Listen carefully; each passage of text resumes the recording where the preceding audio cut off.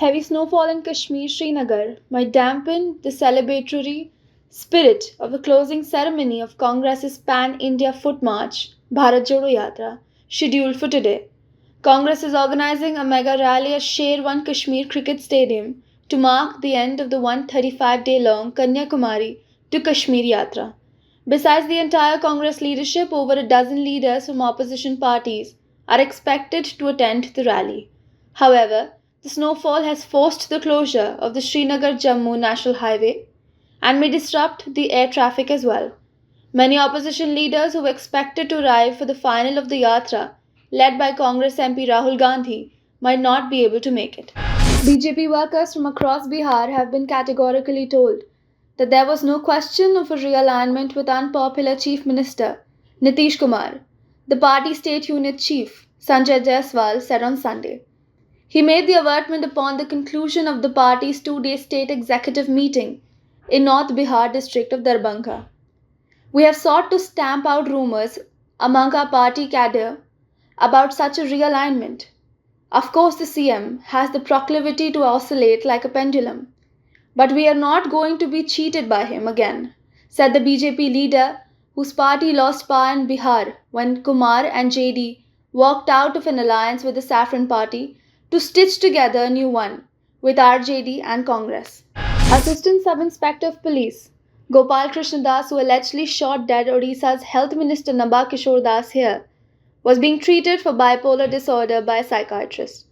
Despite the history of mental disorder, Das was somehow issued a service revolver and appointed in charge of a police post by Brajrajnagar, where he shot Das dead.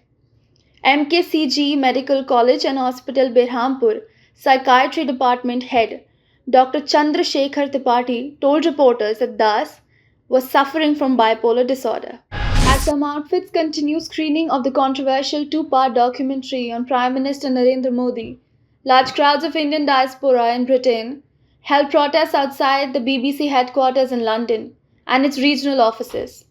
The protesters asked BBC to stop broadcasting the documentary, India, the Modi Question, in the UK, amid the Indian government's move to block and ban people from screening it or sharing clips on social media. The protesters held placards carrying slogans like Boycott BBC, British Buyers Corporation, and BBC, You Don't Deserve Public Money. They waved the Indian flag and were heard shouting slogans outside the Oxford Circus BBC headquarters like Bharat Mata Ki Jai and Shame on BBC. The agitation in the United Kingdom came at a time when some groups continue to create ruckus by organizing the screening in educational institutions across India. President Vladimir Putin threatened to personally target Boris Johnson with a missile attack just before ordering Russian forces into Ukraine, the former UK Prime Minister has claimed. The apparent threat came in a phone call just ahead of the invasion on February 24th, according to a new BBC documentary to be broadcast on Monday. Johnson and other Western leaders had been hurrying to Kyiv to show support for Ukraine and try to deter a Russian attack.